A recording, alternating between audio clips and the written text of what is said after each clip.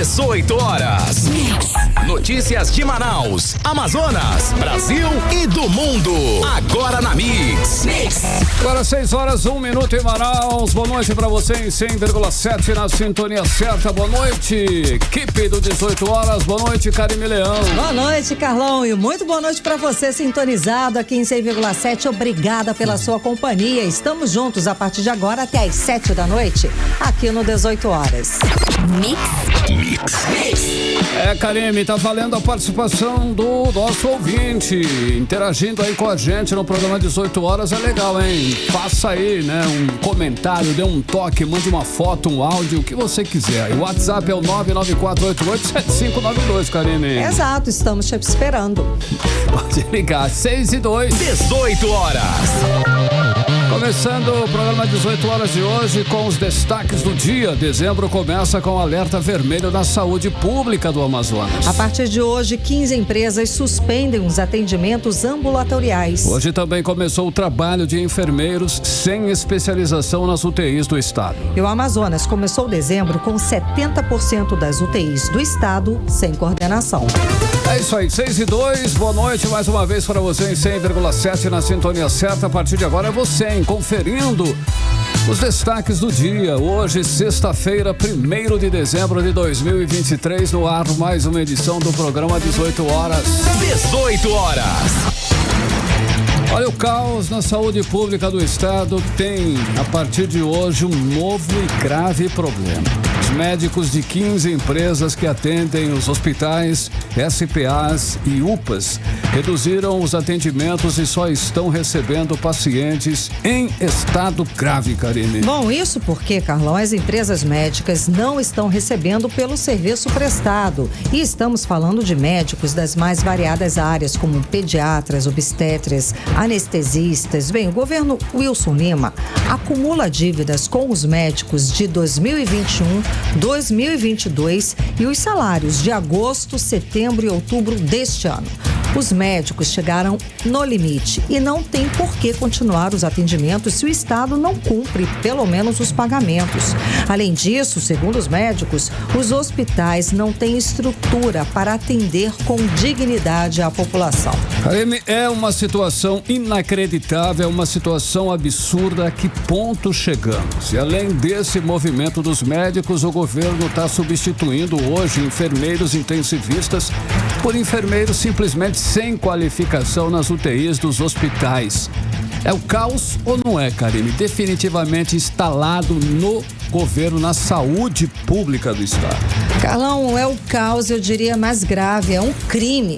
Porque estão jogando com vidas. As vidas das pessoas estão em risco. As pessoas estão pensando, né, os gestores pensam em tudo, menos na vida do ser humano, na vida do cidadão. A repórter Nathalie Moraes acompanhou esse primeiro movimento dos médicos e da substituição dos enfermeiros intensivistas. Ela está aqui, ao vivo, tem mais informações a respeito do assunto. Nathalie, boa noite, Nathalie. Então, o que parece que já era ruim, já estávamos em crise, infelizmente conseguiu piorar na saúde pública do estado do Amazonas. Não é, Nathalie? Boa noite. Boa noite, Karime. Boa noite, Carlão. Infelizmente, né, a gente começa o mês de dezembro, a gente inicia aí com essa greve no serviço médico, né, aqui no estado. Pelo menos médicos de 15 empresas precisaram paralisar as suas atividades, né? A gente reforçar que são as atividades não emergenciais, eles seguem no trabalho ambulatorial. Sim, exatamente. Assim, as atividades emergenciais, o que foi parado, né, nesse momento foram aquelas cirurgias eletivas, né, uma cirurgia que já estava marcada há muito tempo, mas é uma situação, Karime, realmente caótica, né? A gente que tem acompanhado de perto todo esse caos, todo esse abandono da saúde aqui no Amazonas, começar o mês de dezembro noticiando, né, essa situação é realmente muito triste. essa greve, né, afeta aí pelo menos 15 empresas médicas. Tem médicos aí de algumas especialidades, como os ortopedistas, Karime, que não recebem somente, não estão sem receber seus salários somente há 3 meses. Tem gente aí que não recebe há mais de 6 meses. Essa é uma situação bastante caótica, né? Você imagina, você ficar sem receber por um mês já é difícil, imagine ficar 6 meses sem receber, né? Essa paralisação atende aí uma redução significativa nos atendimentos ambulatoriais não urgentes, né? Em protesto contra os atrasos de salário e a falta de melhorias aqui no sistema público. Essa greve afeta as unidades de saúde-chave aqui na nossa capital. Essa greve não, essa paralisação. Exato. Vamos ressaltar que até ontem, na entrevista aqui do 18 horas, nós recebemos 2 médicos que representam uma dessas 15 empresas. Eles falaram que eles vão ficar temporariamente com os serviços, prestando serviços apenas de urgência e emergência, como protesto à falta de pagamento do governo do estado e à falta de estrutura que o governo do estado dá para que eles possam desenvolver e oferecer um trabalho digno para a população. Eles ressaltaram que muito além do salário, a questão do protesto é a questão da falta de condições de prestar um atendimento de saúde para as pessoas, para a população aqui do estado do Amazonas. Então, é uma situação, é uma ação de protesto contra a falta de gestão do governo do estado. Exatamente, Karime. E essa falta de gestão atende, né, principalmente as unidades chaves aqui no estado, incluindo aí os hospitais 28 de agosto, João Lúcio, Platão Araújo, além dos diversos serviços de pronto atendimento, né, os SPAs, e também as unidades de pronto atendimento, as UPAs. Esses médicos, né, eles fazem a cobrança de pagamentos pendentes por parte do governo do Amazonas, que incluem aí débitos dos anos de 2021 e 2022 e os pagamentos, né, de muitas especialidades referentes aos últimos meses. Como eu disse anteriormente, pelo menos os ortopedistas, no qual nós conversamos, eles estariam aí pelo menos com 6 meses de salários atrasados, né? Imagina aí você ficar 6 meses sem receber e ter que trabalhar, é bem difícil, né? E os profissionais da saúde, Karime, eles reivindicam, além do pagamento dos débitos, condições adequadas de trabalho, como o abastecimento regular de materiais hospitalares essenciais para as consultas e tratamentos, incluindo aí medicamentos básicos que hoje, né, faltam nas unidades de saúde. A gente sabe que falta até esparadrapo. A gente tem relatos e vídeos das pessoas recebendo atendimento no chão do 28 de agosto, o maior hospital de urgência e emergência do estado do Amazonas. As pessoas estão recebendo atendimento no chão. Karime, e aí você imagina, esses profissionais estão sem receber, né? E aí eles anunciaram agora esse protesto, né? Das cirurgias, da paralisação das cirurgias eletivas.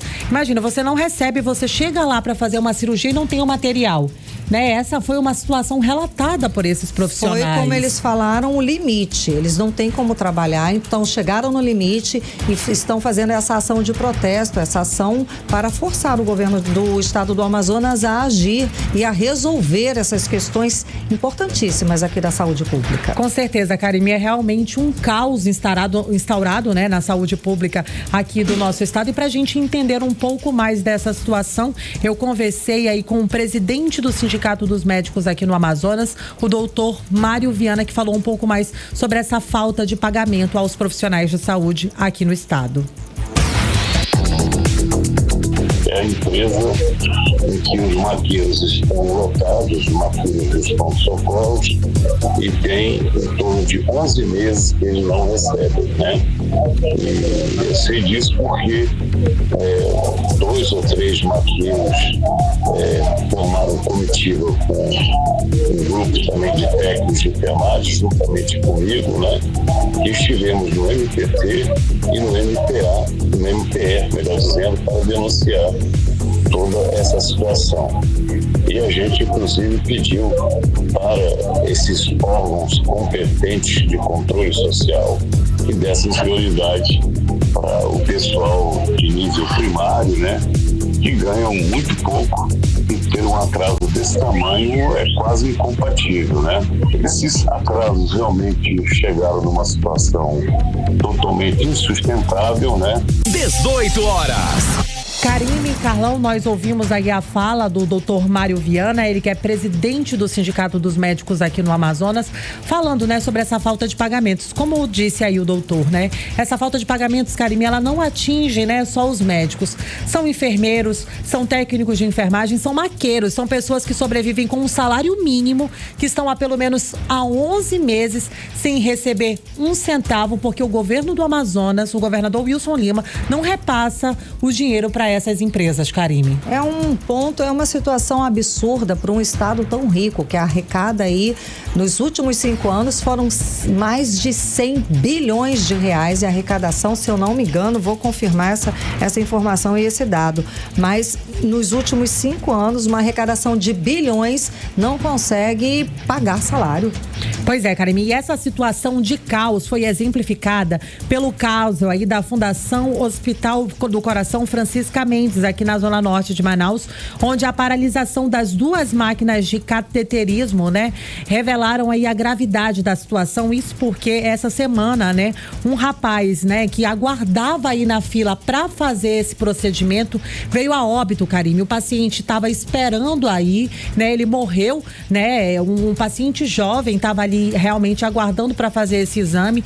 Como a gente mostrou essa semana aqui no 18 horas, essa situação foi denunciada inclusive na Assembleia Legislativa, foi levada para o Ministério Público Estadual para que viesse intervir, para que o governo realmente pagasse para que essas pessoas pudessem fazer esse procedimento na rede privada, e um homem morreu esperando para fazer o cateterismo lá no Francisca Mendes. Que é um exame, vou lembrar agora. Então, são 170 bilhões de reais arrecadados pelo governo do estado do Amazonas em 5 anos, e a gente tem a saúde nesse nível. Karime, um simples procedimento de cateterismo, né, não foi realizado e uma pessoa morreu, como afirma aí o presidente do Sindicato dos Médicos aqui no Amazonas. Temos informação que eu recebi diretamente no sindicato da Sociedade de Cirurgia Cardiovascular, que faz as cirurgias cardíacas, né, do Francisca Mendes. Listaram para nós uma série de problemas que eles estão tendo, fora a falta de pagamento, a falta de insumos, de condições de trabalho, né, até mesmo elevador enguiçado dificultando as tarefas dessa equipe altamente qualificada lá no Francisca Mendes. Esse também é um problema crônico que só tem aumentado, né? A fila do cateterismo. Eu tive notícia que essa semana um rapaz de 29 anos precisamos fazer um cateterismo cardíaco lá no Platão Araújo, permaneceu lá até ir a óbito e o cateterismo não foi feito. 18 horas. Karime e Carlão, nós ouvimos aí a denúncia, né, do médico, o Dr. Mário Viana, ele que é presidente do Sindicato dos Médicos aqui no estado, confirmando, né, a morte desse paciente de 41 anos que aguardava aí por um procedimento de cateterismo, Karime. É uma situação realmente, né, um tanto preocupante. E até mesmo, Karime, deputados da base governista, como é o caso da deputada Maiara, né, apresentou aí 2 pedidos na Assembleia Legislativa de providências do governo do Amazonas sobre a situação do Hospital Francisca Mendes, ou seja, até mesmo aqueles que seriam aliados do governo já estão enxergando o caos que se encontra a saúde aqui no nosso estado. Mais caótica mesmo, Karime, ficou a situação principalmente nas unidades de terapia intensiva aqui no estado. Isso porque, Karime, os enfermeiros contratados via TAG, né, o termo de ajustamento de gestão, iniciaram hoje dentro das unidades aqui do estado, né? Esse novo regime de contratação foi aprovado pela Assembleia Legislativa aqui no Amazonas no início do mês de outubro e assinado aí pelo governador Wilson Lima.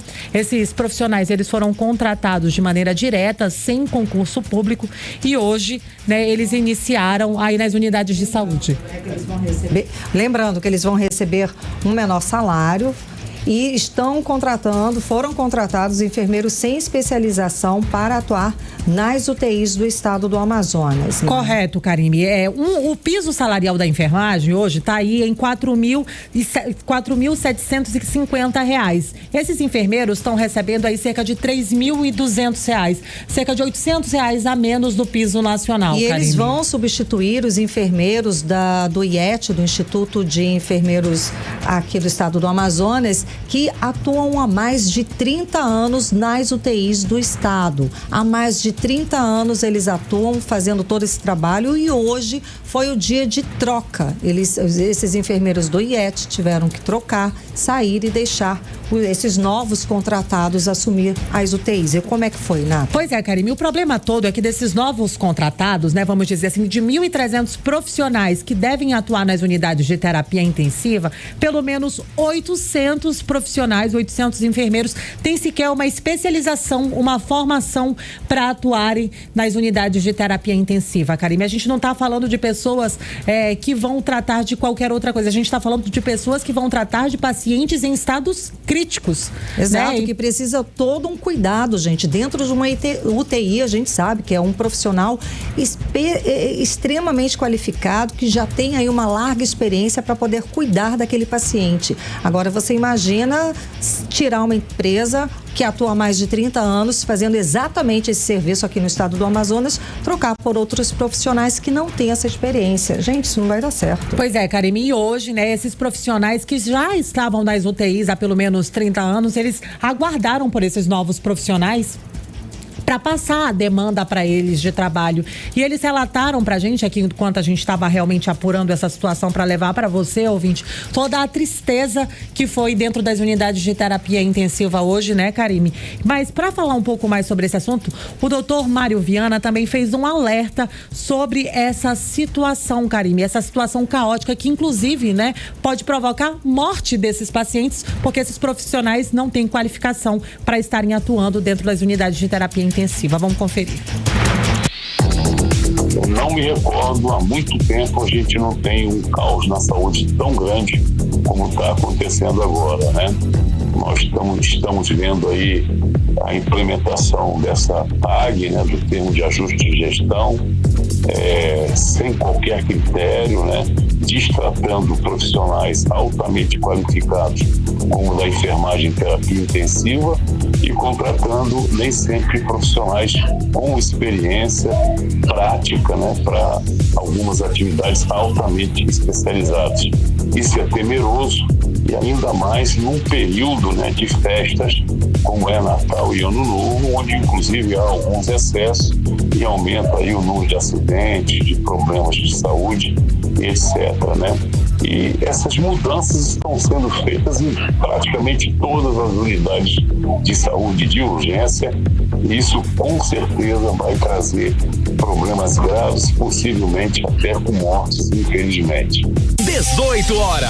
Karime, Carlão, ouvintes, nós ouvimos aí a fala do doutor Mário Viana, ele que é presidente do CIMEAN. E hoje, Karime, né, com a entrada desses enfermeiros nas unidades de saúde, pra gente ter uma ideia, cerca de 70% das unidades de terapia intensiva ficaram sem coordenação.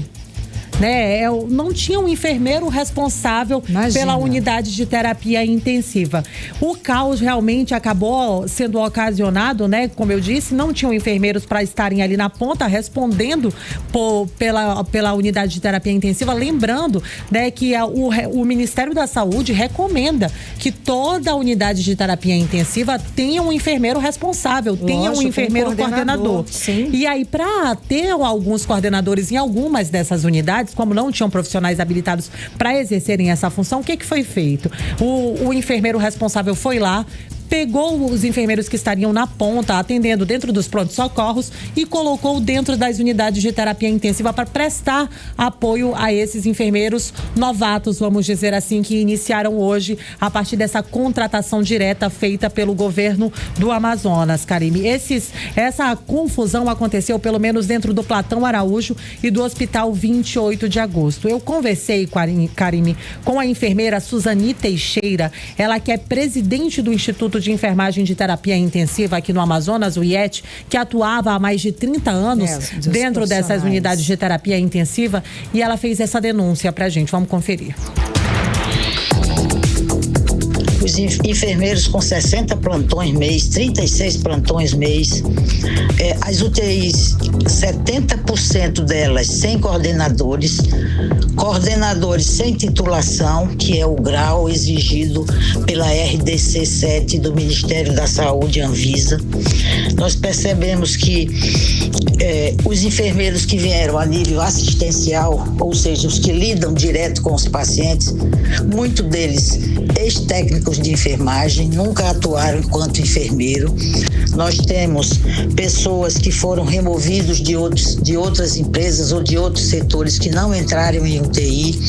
Então, as coisas foram realmente acontecendo e nós podemos afirmar que nesse primeiro dia foi um caos, que culminou com a retirada, com esse 70% de falta no início, culminou com a retirada de enfermeiros de outros setores, que não UTI, para suprir a necessidade da UTI. Daí o caos no pronto-socorro Platão Araújo, 28 de agosto, João Lúcio, e por aí vai. Os enfermeiros foram sublocados das suas unidades de emergência para suprir a necessidade da UTI, que só atende pacientes graves. Então, tudo isso não poderia ter um desfecho positivo. Os coordenadores, os 30% que compareceram para assumir as unidades, alguns foram chamados de urgência na SES, deixaram os pacientes com os técnicos, o paciente fez pico de glicemia, quem fez a correção dessas com a insulina foram os técnicos de enfermagem. Então, são coisas que a gente vai ter que lidar e que denunciar todos os dias. 18 horas. Karime e Carlão, nós ouvimos aí a denúncia, da Suzani Teixeira, a enfermeira Suzani Teixeira, ela que é presidente do Instituto de Enfermagem de Terapia Intensiva aqui no Amazonas. Realmente um caos instaurado. Hoje foi um caos e com certeza a gente vai ter informações de várias mortes ou várias pessoas ou pacientes que agravaram a situação de saúde por conta desse caos, desse absurdo, dessa irresponsabilidade feita pelo governo do estado do Amazonas. A gente tem informação também hoje, Nathalie, que no Hospital Joãozinho não havia pediatra para atender as crianças.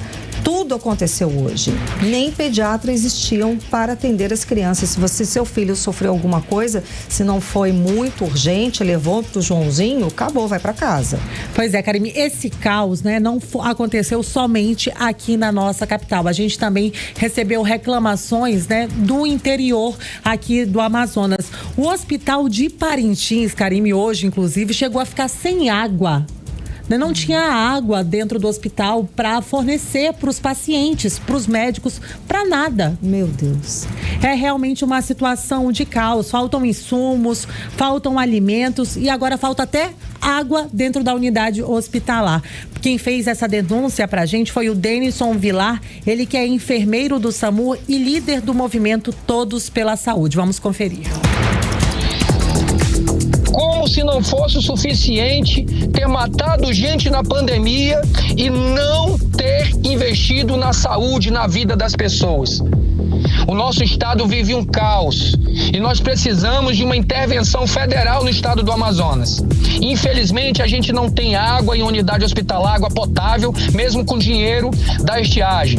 Nós não temos o piso salarial da enfermagem para os profissionais de enfermagem, mesmo já estando indo para o terceiro repasse de recurso do governo federal.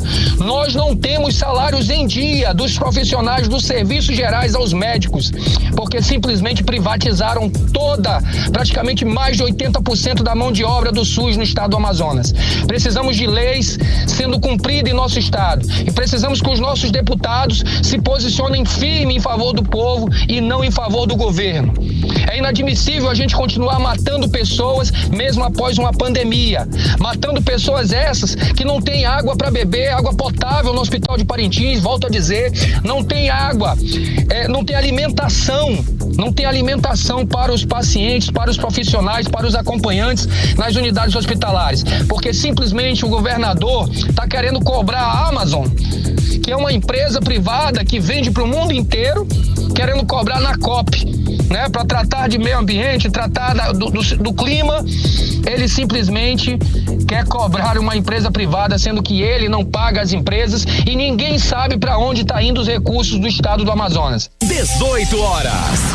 Karime, Carlão, ouvintes, nós ouvimos aí a fala do enfermeiro Denison Vilar, ele que é líder do movimento Todos pela Saúde, Karime. Ele que fez aí, são 2 pontos muito interessantes. Cobrou o dinheiro que veio por conta dessa época de queimadas, de estiagem, foi mais de R$1 bilhão do governo federal para o estado do Amazonas, que a gente está aí, não está vendo nada. Se está faltando água lá na ponta, no hospital do interior, como é que pode? Cadê esse dinheiro? Cadê o Ministério da Saúde também destinou pelo menos aí mais de 100 milhões, se eu não me engano, para o estado do Amazonas, e cadê esse dinheiro? E ele pediu e falou da intervenção federal. Lembro que o doutor Mário Viana, que a gente escutou hoje, presidente dos médicos do estado do Amazonas, antes da pandemia, foi no Ministério lá da Saúde, falou com o então ministro Mandetta, pediu intervenção federal na saúde pública do estado do Amazonas, que já estava sucateada. Já tínhamos médicos sem receber salários. Naquela época, muitos abandonaram o estado do Amazonas porque viram que não tinha a menor condição de ficar trabalhando, desenvolvendo a medicina aqui no estado. Ou seja, são 2 questões que a gente já também trata aqui, a gente já falou aqui no programa 18 horas, e o que a gente vê, absolutamente nenhuma ação. São anos e anos de completo descaso do governo do estado em relação à saúde pública. Falei aqui da arrecadação, 5 anos, de mais pelo menos 170 bilhões de reais. Desses 170 bilhões de reais, 3 bilhões foram destinados só para a saúde. E aí eu falo de novo, junto com o nosso entrevistado agora, o enfermeiro líder do Movimento pela Saúde, Denilson Vilar. Cadê esse dinheiro, né, Nathalie? É uma situação realmente um tanto preocupante, Karime. Na LOA, né, na Lei Orçamentária Anual, foram mais de 3 bi para a saúde. Cadê esse dinheiro, cadê gente? Esse dinheiro? Pois é. Né? É uma situação realmente... Esses profissionais que até 2 anos atrás eram tratados como heróis, né? Eram os nossos heróis. Hoje eles não têm 11 meses sem receber.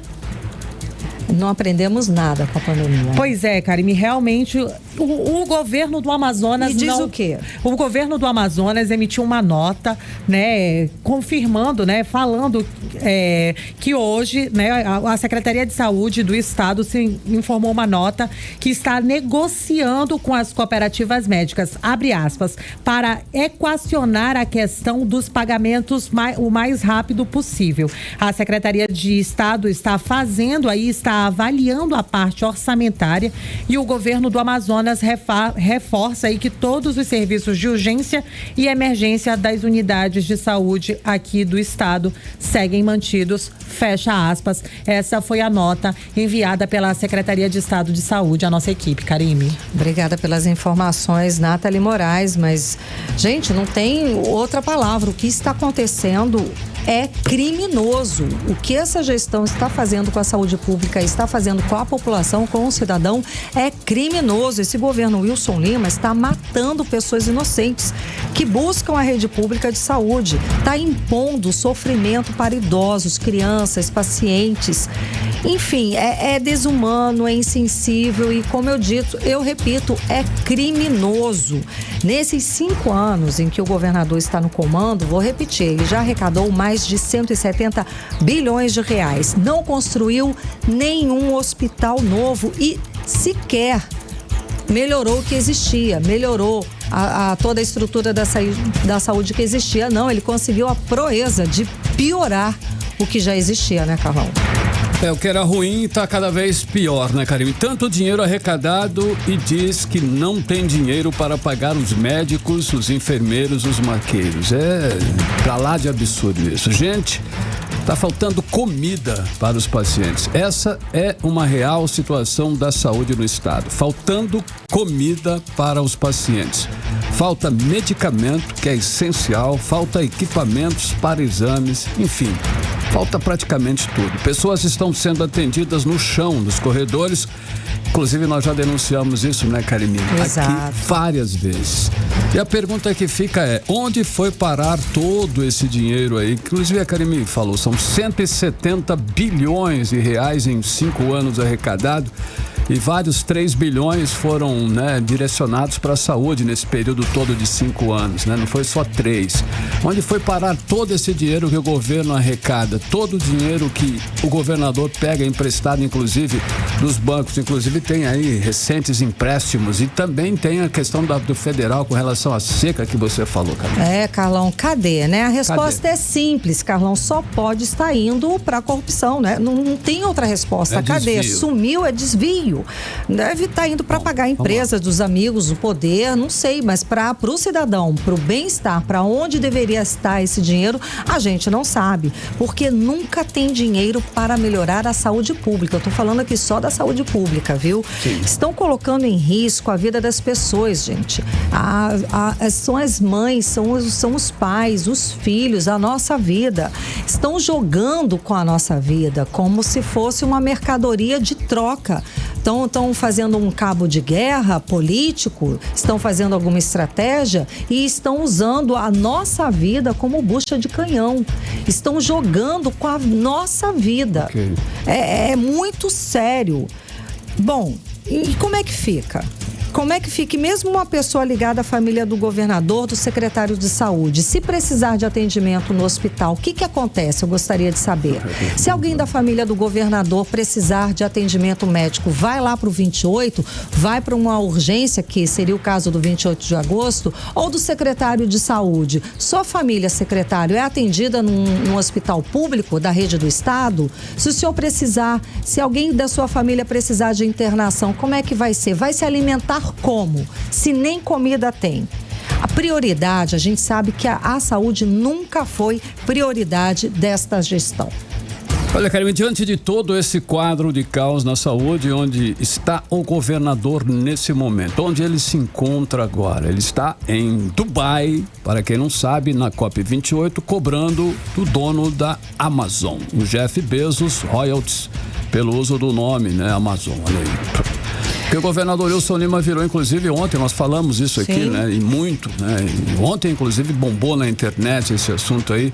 Ele virou motivo de piada no Brasil e no mundo por fazer aí tal cobrança. Ele tá cobrando do cara lá, royalties da Amazon. Gente, não, enfim, e tá indo... Ele fez a relação e tal, vai lá. Ai, meu Deus, né? E tá indo lá e viajando com o nosso dinheiro, com dinheiro público. Para isso tem, ok, vai lá. Mas vai passar essa vergonha, gente? Não é para isso. Eu vou lembrar aqui, Carlão, a gente também noticiou o sermão do padre que essa semana falou da saúde pública do estado, o padre Hudson. Ele disse uma frase muito importante que eu gostaria de relembrar aqui, para que a gente não confunda negligência e omissão do governo do estado, da gestão pública, por vontade de Deus, que não é. Essas mortes acontecem por omissão e negligência da gestão pública. O governador, como você disse, né, Carlão, tá lá em Dubai, curtindo nos Emirados Árabes, levou aí um puxão de orelha, digamos assim, do Greenpeace Brasil, que estava cobrando a presença dele. Eles estavam lá trabalhando. E cadê o governador? Passeando. Bom, não tá nem aí pra gente. Vocês acham mesmo que ele vai estar preocupado se tem médico, se não tem, se tá com salário atrasado ou se não tá? Segundo o Greenpeace, tá lá passeando, tá lá lindo, com dinheiro público, inclusive, com o nosso dinheiro, com o seu dinheiro. A gente não consegue pagar um plano de saúde, mas não tem atendimento digno lá na ponta, nos hospitais, mas o governador tem dinheiro para passear. Bom, enquanto ele está gastando, né, com passeio no exterior, enquanto isso, o governo dele é responsável pelo caos na saúde, pelo aumento da criminalidade. Azar o nosso, que reelegeu alguém que já mostrou que não tem a menor capacidade de governar um estado tão grande quanto o estado do Amazonas. Agora são 6h34. Você no melhor mix do Brasil, no ar, 18 horas. 18 horas. Olha, a conselheira Yara Lins assumiu a presidência do Tribunal de Contas do Amazonas para o biênio 2024-2025. A solenidade foi no Teatro Amazonas na manhã de hoje. É isso aí, Carlão. Yara Lins assume depois de um período de guerra interna no TCE, com denúncia de assédio que chegou até em boletim de ocorrência em polícia. Bom, o repórter André Meirelles está aqui ao vivo com a gente, acompanhou a solenidade e traz mais informações. Boa noite, André. Foi bem concorrida a solenidade de posse hoje lá no Teatro Amazonas, não é? Conta mais. Muito boa noite, Karime. Boa noite, Carlão. Boa noite a você que nos acompanha. Olha, inclusive, com muitos nomes de peso estiveram presentes nessa cerimônia de posse da nova presidente do Tribunal de Contas aqui do Amazonas, a Yara Amazônia Lins Rodrigues dos Santos. Ela que a partir do ano que vem vai comandar o TCE aqui no estado do Amazonas até o final de 2025. Essa inclusive, é a segunda vez que Yara Lins assume a presidência do TCE aqui no Amazonas, né? A eleição deste ano, inclusive, ocorreu no dia 3 de outubro e foi eleita ali por unanimidade. Só que aí vale lembrar que em 2017 ela foi a primeira mulher a presidir o tribunal, né? Olha só, autoridades e representantes de órgãos públicos e diversas entidades prestigiaram hoje, ali na manhã de hoje, a solenidade de posse que aconteceu no Teatro Amazonas, né? Inclusive, ela esteve ali e falou em sua fala, a conselheira destacou que pretende conduzir a gestão com foco na harmonia entre os servidores, conselheiros e demais funcionários da corte, além de colocar o tribunal como uma instituição modelo a nível internacional. Vamos acompanhar a fala dela. Hoje, assumo como presidente mais uma vez que este momento sirva também para inspirar cada servidor e cada servidora a sonhar grande e a sonhar alto. A nossa casa, o Tribunal de Contas do Estado do Amazonas, é de todos nós e juntos nós podemos sonhar com avanço, melhorias, harmonia, dedicação e respeito. Assim serão os nossos próximos anos. Que bênçãos sem medidas sejam derramadas a cada dia e que a nossa força e a nossa fé sejam inabaláveis para a construção dos próximos anos da história, que estou convicta de que será íntegra. 18 horas.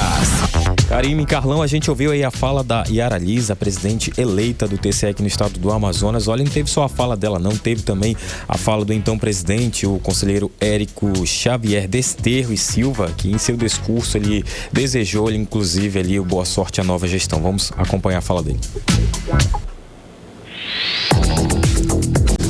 Agradeço, portanto, a todos os servidores e colaboradores do Tribunal de Contas pelos resultados positivos obtidos nestes 2 anos, pelas conquistas deste ciclo que hoje se encerra.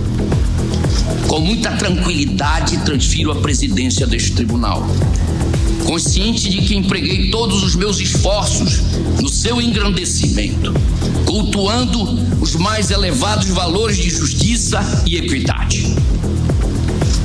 Assim sou e continuarei sendo. É como nos versos de Caetano Veloso: cada um sabe a dor e a delícia de ser o que é. Ao me despedir, já estando próximas às festas de fim de ano, almejo os melhores votos de saúde, paz e felicidade. Um Natal de bênçãos e um ano de 2024 pleno de sucesso. Muito obrigado. 18 horas.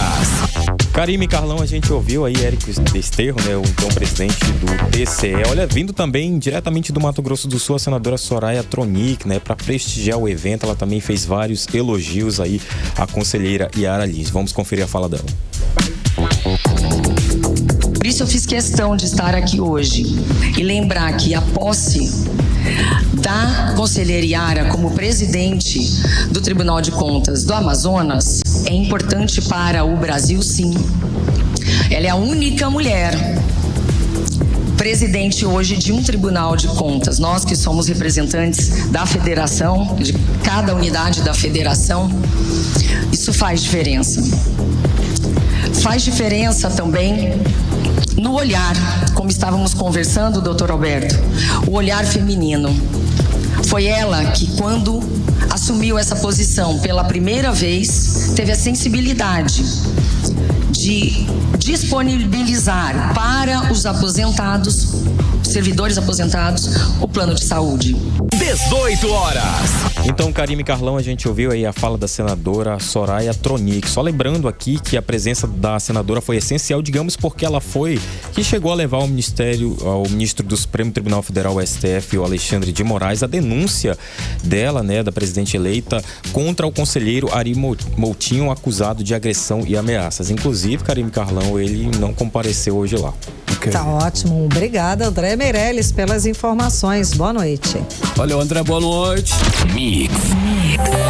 Agora 6h40. Seguimos direto para Brasília. Vamos conversar com o nosso correspondente, o jornalista Carlos Eduardo Matos. Cadu, boa noite, Cadu. Seja bem-vindo. Bom te ver, Cadu. Então, a Amazônia foi, enfim, tema do discurso do presidente Lula hoje lá na COP28 em Dubai. Então, Cadu, conta pra gente. A gente passou vergonha ou foi de boas? Fala mais aí.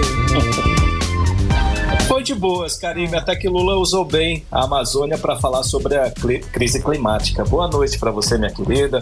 Boa noite, Carlão. Boa noite, ouvintes do programa 18 horas. Lula hoje fez o seu primeiro discurso na COP28 e ele cobrou geral. Primeiro, ele fez uma crítica de que os países ricos estão gastando trilhões de dólares com a guerra e muito pouco para combater o aquecimento global. E cobrou os 100 milhões de dólares que foram prometidos no Acordo de Paris. E ele também falou da falta de comprometimento dos países mais ricos, principalmente com o Acordo de Paris, e de criarem medidas para manter o controle mínimo do aquecimento global entre 1,5 grau e 2 graus. E quem sofre com essa falta de comprometimento dos países, segundo o presidente Lula, são os países mais pobres. E sobre a Amazônia, Karime, Lula disse que o desmatamento caiu nos primeiros meses do governo dele. Obviamente, ele puxou a sardinha para a brasa dele. E também disse que a crise climática é uma realidade no Brasil e citou a seca nos rios amazônicos. Então, vamos ouvir um trecho da fala do presidente Lula que eu separei para vocês. No Brasil, a emergência climática já é uma realidade. A Amazônia está atravessando nesse momento uma seca inédita. O nível dos rios é o mais baixo em mais de 120 anos.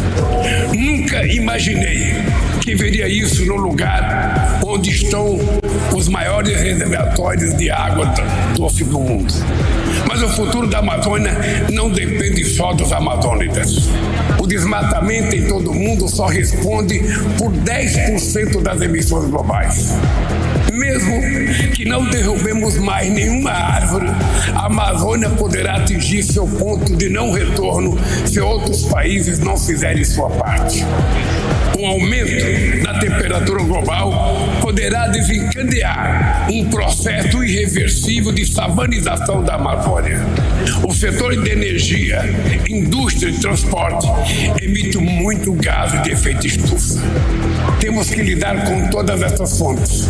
É por isso que o Brasil está propondo a missão 1.5, uma missão coletiva que vai nos manter na trilha de 1,5 grau. Nos 2 anos, até a COP30, será necessário redobrar os esforços para implementar as NDCs que assumimos. Em Belém, precisamos anunciar NDCs mais ousadas e garantir os meios de implementação necessária para concretizá-las. 18 horas. A gente acompanhou parte do discurso do presidente Lula hoje na COP28 lá em Dubai. Cadu. Karime, nesse discurso, Lula também disse que o Brasil fez um ajuste nas suas metas ambientais de reduzir para 48% das emissões de gases até 2025 e 53% até 2030, além de atingir a neutralidade climática até 2050. Realmente são metas ambiciosas, né, Karime? E Lula tem um desafio enorme pela frente. O governo federal e os estados são incapazes de proteger a Amazônia do desmatamento e também do garimpo ilegal. Pelo menos esses 2 crimes aí, nós temos visto que o poder público é incapaz de proteger, né? De lutar contra. E, Karime, a COP28 aprovou a criação de um fundo de perdas e danos para o clima, para ajudar os países que mais sofrem com a crise climática. Essa medida foi considerada um avanço, porém, as contribuições para esse fundo não são obrigatórias. Então, é a mesma história do Fundo Amazônia, né? Vai todo mundo anunciar que vai depositar e o dinheiro que é bom, o Pix, nada, né? Karime, Carlão. Ei, Cadu, olha só, a Câmara aprovou mudança na lei que favorece cartéis e diminui a transparência. Não entendi nada, Cadu. Explica isso aí pra gente, Cadu. Rapaz, a gente não tem ideia do que acontece nessa Câmara dos Deputados, viu, Carlão? A Câmara aprovou, no apagar das luzes de quarta-feira, um projeto de lei que diminui a transparência nos processos licitatórios, principalmente para obras públicas, e favorece a criação, como você disse, dos cartéis, que é um velho problema da corrupção no nosso país, né? Interessante, Carlão, que esse projeto foi aprovado à meia-noite de quinta-feira, com o plenário vazio, mas também o sistema digital lá, funcionando. O relatório foi apresentado no início da noite. O texto, esse relatório, não foi repassado a todos os parlamentares, porém, apesar de toda essa desorganização, havia um acordo entre os partidos para aprovar essa matéria no mérito. O que diz esse projeto, Carlão? As licitações a partir de R$1,5 milhão de reais devem ser feitas de forma fechada, o que significa que as ofertas realizadas durante o leilão não precisam ser divulgadas. O modelo contrário, que o que existe hoje, né, chamado de disputa aberta, permite que os lances sucessivos e que são divulgados, ou seja, qualquer um pode ter o acesso ao valor sugerido pela empresa concorrente. Isso é um mecanismo de transparência. Se esse projeto virar lei, Carlão, vai favorecer a formação desses cartéis, porque vai reduzir a transparência e também vai possibilitar que sejam feitos acordos informais nos bastidores, né, entre grandes empreiteiras, por exemplo. Por isso que essa lei favorece principalmente grandes construtoras. Alguns deputados, Carlão, ficaram indignados, não só com essa proposta, por si só que ela é um retrocesso, mas também com a forma que ela foi colocada em votação, meio que às escondidas, por meio de um acordo velado entre os partidos de centro. Carlão, eu trouxe aqui para a gente ouvir a fala do deputado Gilson Marques, ele é do Partido Novo do Estado de Santa Catarina. Ele ficou descontrolado. Vamos ouvir o que ele disse. É inacreditável! Vamos mudar a lei de licitações no Brasil sem ler o texto! Descumprindo o regimento! Aprovar a urgência e, se bobear, aprovar o mérito! Atenção, Brasil! É isso que esse parlamento faz! Para aprovar dia disso, dia daquilo, durante o dia, fica discutindo, aí chega 11h25 da noite, vamos fazer o quê? Alterar a lei de licitações. Me diga quais são os pontos positivos, quais são os pontos negativos, aonde está escrito no texto, quais serão as consequências. O relator se encontra no plenário. Outro deputado está lendo o relatório. Amanhã, deputado Tadeu. Amanhã ou depois, deputado Tarcísio. Vai ser votado não 1, não 2, não 3, inúmeros projetos dessa forma. Projetos ruins, projetos bons, projetos que muitos aqui discordam, mas vai ser enfiado de goela abaixo, assim como está sendo feito hoje. Está sendo mais crescente a vergonha que está sendo perdida de se fazer um bom debate, de se discutir as matérias. Talvez seja uma solução. Fecha essa porcaria. 18 horas. A gente acompanhou o desabafo do nosso deputado federal e vice-líder da minoria do Congresso Nacional, Gilson Marques. E com razão, né, Cadu?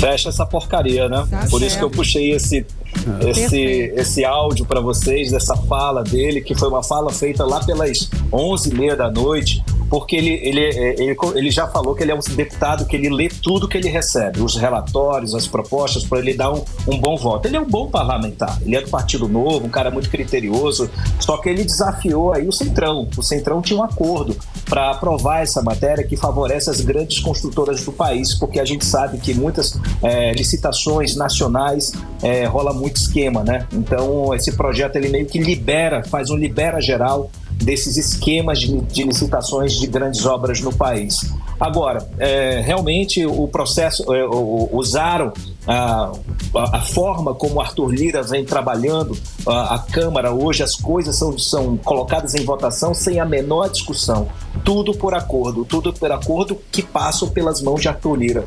E ele, que é do Partido Novo, ele não faz parte dessas negociações, então ele estava muito indignado, porque quem perde é a sociedade, quem perde é a transparência do nosso país. Karine e Carlão. Sem dúvida, Cadu, muitíssimo obrigado pelas informações, boa noite, bom fim de semana. Tchau, galera, um abraço, tchau, valeu. tchau. Valeu, Cadu, até segunda. 18 horas. Olha só, em participação pelo WhatsApp aqui no 18 horas. Olha só, o Leonardo Lira, ele comentou o seguinte via WhatsApp. Olá, Mix, estava há pouco ouvindo a rádio quando vocês falaram do caos que hoje se encontra a saúde pública do Amazonas. Ele falou, minha mãe está internada desde o dia 16 de novembro no Hospital Francisca Mendes à espera de um marca-passo. A equipe médica vem nos informando que o Estado deixou de pagar o fornecedor e, por isso, não há uma rede pública de saúde ou marca-passo. Não há na rede o marca-passo. E vários outros equipamentos também. Depois de vários dias esperando pelo marca-passo, ele disse, no dia 28 de novembro, a família foi avisada de que a paciente receberia o equipamento ontem, dia 30. Acontece que, mais uma vez, fomos informados de que não seria realizada a cirurgia porque o marca-passo não chegou mais uma vez. E o que nos leva a entender, disse ele, a falta de compromisso do governador com as vidas, não só da minha mãe, como das demais pessoas que estão lá e nos outros hospitais do estado internadas. Cada vez que nos dirigimos ao Hospital Francisca Mendes em busca de resposta, quando a data do implante do marca-passo, recebemos diferentes tipos de informações e promessas.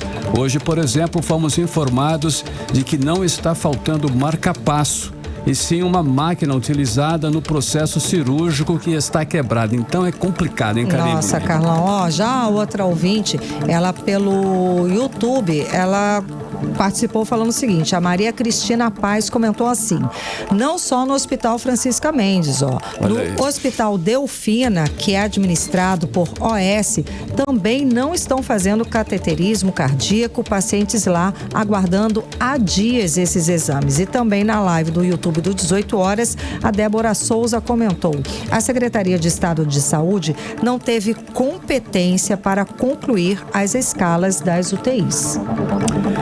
Valeu, participe também pelo nosso WhatsApp 994887592. 18 horas.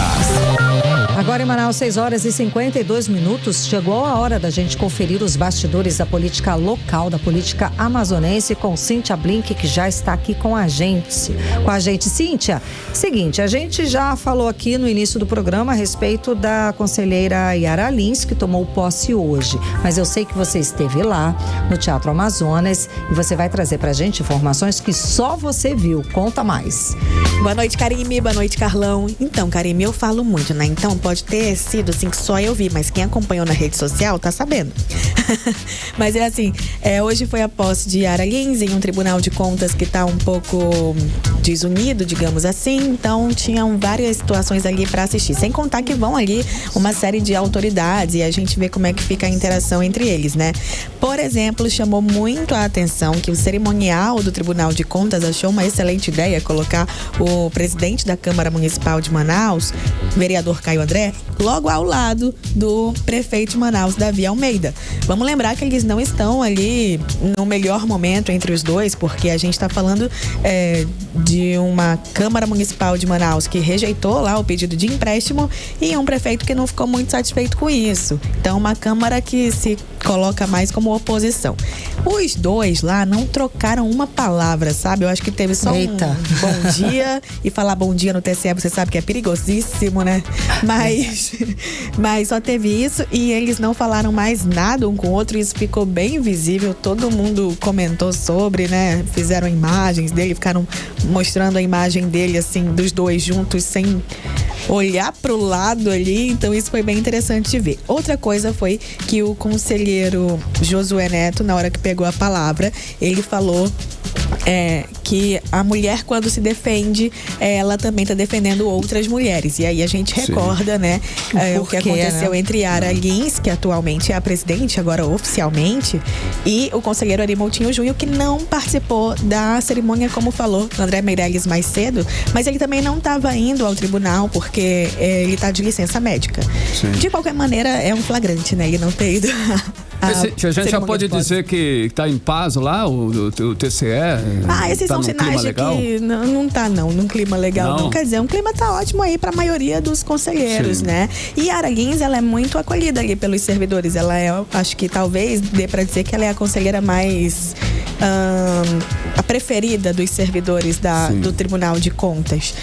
E agora a gente está aguardando aí, né, a nova diretoria do segundo escalão, digamos assim, dentro do Tribunal de Contas, que aí é uma renovação, isso também mostra como vai ficar o clima, mas entre os conselheiros a gente já consegue perceber que ainda não está completamente desfeito aquele desentendimento que acabou ficando evidente para todo mundo, né? Esses dois grupos que a gente vê de um lado, Josué Neto, Yara Lins, Fabiano Barbosa e Júlio Pinheiro, e do outro Ari Moutinho Júnior e Érico Desterro. Mário de Mello é extremamente político, consegue se dar bem com os dois grupos, então ele é o que, tanto que foi eleito por unanimidade como ouvidor. Olha aí. E Cíntia, o ex-governador José Mello, ele realmente descartou o retorno à política amazonense? Ele disse que já está aposentado, é isso? Ari Moutinho não foi, mas José Mello estava lá. Eita. E aí teve que, né, me conta, menino, você vem ano que vem? Como é que vai ser? Tava lá, né? Tava lá dando bobeira. Aí. Então, em 2022, ele se candidatou aí para ser deputado estadual, mas não rolou. E agora ele falou que ele é um aposentado feliz. Disse que não pensa em disputar nenhum cargo eletivo, que ele tá fora da política. Vamos ver se é verdade ou se é papo de político, né?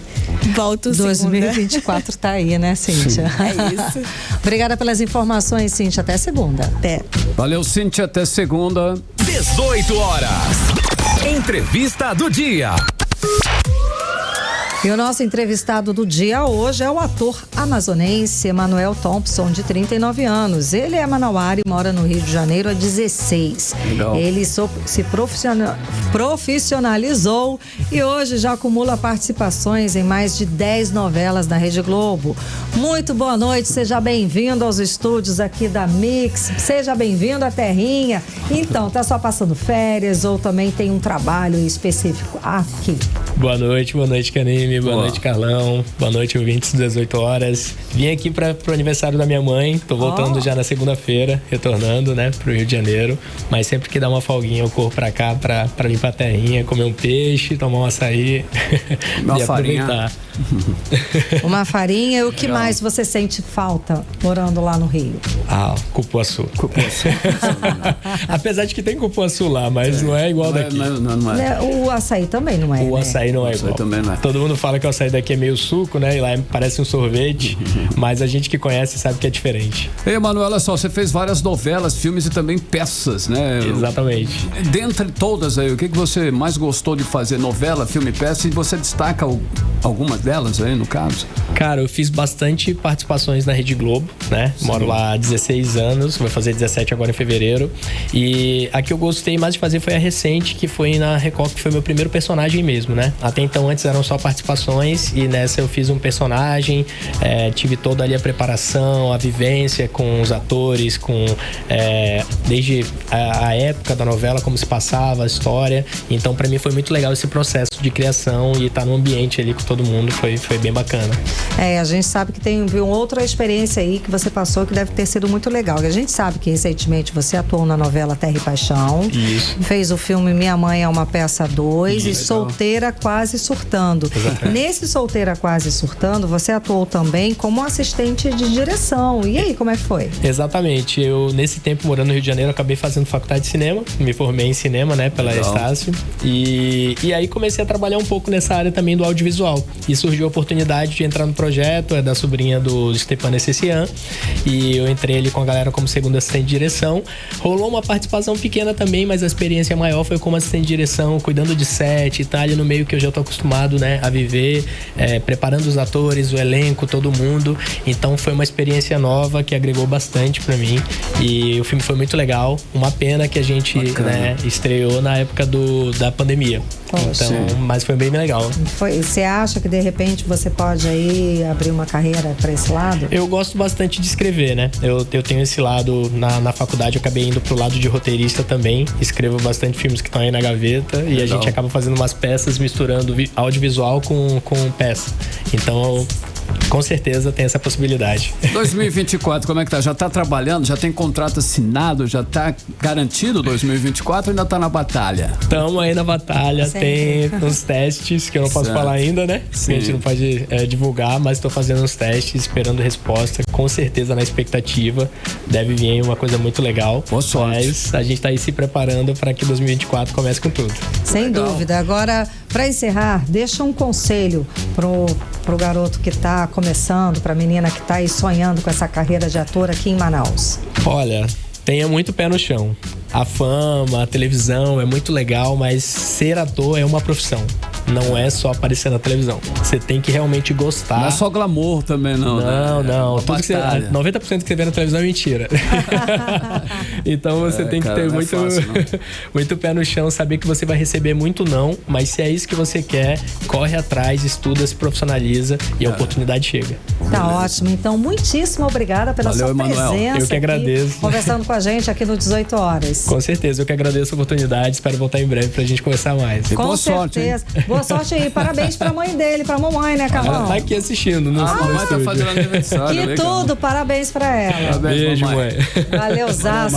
Obrigado, gente. Conversamos com o ator amazonense Manuel Thompson. 18 horas. Agora em Manaus, 7 horas e 1 minuto. Seguimos direto para o Editorial 18 Horas. Editorial 18 Horas. Pressionada pelos fatos, a Secretaria de Saúde do Amazonas se manifestou hoje sobre a grave crise de pagamentos atrasados e admitiu o problema. Empresas que representam médicos, enfermeiros e outros fornecedores de mão de obra, serviços e material estão sem receber os pagamentos. Alguns serviços essenciais para a população estão sendo suspensos. E o que diz a Secretaria de Saúde? Diz que, abre aspas, a Secretaria de Estado da Fazenda está avaliando a parte orçamentária. O problema é que está no fim o prazo para fechamento das contas do Estado, quando não é mais possível fazer pagamentos. Ou seja, a crise na saúde permanece com forte tendência de se agravar. 18 horas. 7:02, hein, Karime? Boa noite. Boa noite, um beijo, até segunda. Até segunda. Você ouviu 18 Horas.